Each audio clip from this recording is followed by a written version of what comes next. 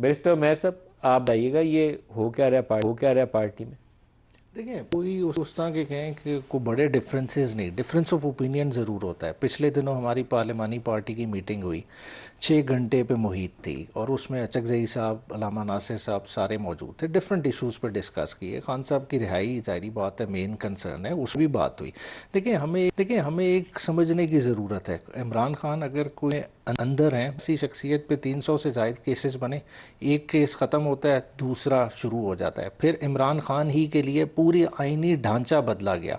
26वीं 27वीं आइनी तरमीम का मकसद क्या था कि जुडिशरी को सरनगू करना। नवाज उसके शरीफ पे बाद एक वक्त पे प्लेन हाईजैकिंग का केस था, बिल्कुल, और उसमें सज़ा भी हुई। सजा भी हुई थी ना। बिल्कुल और हुई। फिर बाद में सारा कुछ रिवर्स हो गया। रिवर्स हुआ बिल्कुल। फिर पनामा और इकामा में जो कुछ हुआ था वो भी आपके सामने हुआ भी, और फिर बड़े खत्म भी हो बड़े गया। लीक्स होने लगे। तो अगर राब्ता रहे एस्टेब्लिशमेंट से तो कोई मुल्क दुश्मनी तो नहीं है, ये तो सियासत है, आप सियासत नहीं, से रास्ता देखें, खोल लेते हैं। एक आपने वो अपने इंट्रो में भी इसी चीज़ पे बात की। देखें, इस्टेब्लिशमेंट को हर जगह, जैसा सीएम जिस पोजीशन पे हैं, अली अमीन थे, अब दूसरे सीएम आए, एपेक्स में बैठते हैं, डिफरेंट लेवल पे डिफरेंट रैंकिंग ऑफिसर्स को भी और डिफरेंट फेडरल गवर्नमेंट के साथ एक इंगेजमेंट रहती है। वो इंगेजमेंट बेशक यूटिलाइज हो सकती है इस मकसद के लिए। साथ ही साथ जब प्रोविंशियल गवर्नमेंट होती है उसके पास और भी टूल्स होते हैं जिन पे बैठ के बातचीत की जा सकती है। मगर इस सिनेरियो में देखें कि बहुत एक डिफरेंट तरह की सूरत हाल बनी। 26 नवंबर के बाद एक बहुत बड़ा गैप आया है पीटीआई और इस्टेब्लिशमेंट के मामलात में। और फिर उसके बाद देखें, सबसे बड़ा जो गैप है, देखिए, पॉलिटिकल प्रिजनर को आज तक आइसोलेशन में नहीं रखा।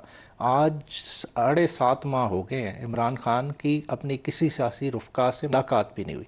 जब इस तरह की सिनेरियो उसमें पार्टी ऑपरेट कर रही हो तो जाहिर बात है डिफ़िकल्ट सिचुएशन आती है। उसमें पार्टी के लीडरान पे आवाज़ें उठती है। बैरिस्टर गौर की जैसा बात कर रहे थे, आज उनसे भी मीडिया वालों ने यही सवाल किया कि हर चीज़ की तनकीद का पहले निशाना आप क्यों बनते हैं।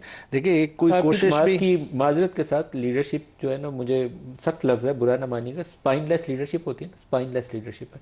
आप लोगों को स्ट्रेटेजाइज करना चाहिए। दबाव आता है तो दबाव बर्दाश्त करें, लेकिन रास्ता निकालते हैं। नवाज शरीफ का रास्ता निकालने के लिए शहबाज शरीफ, इसहाक डार, चौधरी निसार रास्ता निकालते थे ना, जाके मिलते थे, वो रास्ता निकालते थे। बिल्कुल ठीक कह रहे हैं। मगर देखें, उस रास्ता निकालने के लिए अभी कैफियत क्या है। देखें, उनकी मुलाकातें तो बरकरार थी, हमारी मुलाकातों की गैप की वजह से सूरत एक हाल क्या बन गई कि हर जब कोई खुली भी इस थी वक्त फिर भी कौन सा कमाल कर लिया था आपने? नहीं। देखें, उसी में 8 फरवरी का इलेक्शन क्लीन स्वीप किया ना, कोई सोच सकता था इतनी बड़ी एक चेंज की बुनियाद रखी, वो जेल में बैठे बैठे ही रखी ना। उससे पहले 3 सजाएं हुई थी, सारे मामलात हुए, लोगों को शऊरी तौर पे और अपने साथ जोड़े रखा। तो उसमें इमरान खान और पॉलिटिकल पार्टी का भी तो रोल रहा। पार्टी का कोई रोल नहीं था। इलेक्शन में भी 8 फरवरी खान के नाम का वोट मिला था, पार्टी की कारकर्दगी से वोट नहीं था मिला। नहीं, पार्टी ने देखें उस डिफ़िकल्ट हालात में सरवाइव किया। देखें, हम अब उनकी कुर्बानियां तो नहीं ज़ाया कर सकते। देखें, जिन्हें 40-40 साल सजाए हुए, उमर अयूब से लेके फहरिस्त एक लंबी फहरिस्त है। देखें, उन्होंने सजाएं फेस की, इसी सिस्टम को अपोज करने की सज़ा ली है ना, वरना उनकी और क्या दुश्मनी थी।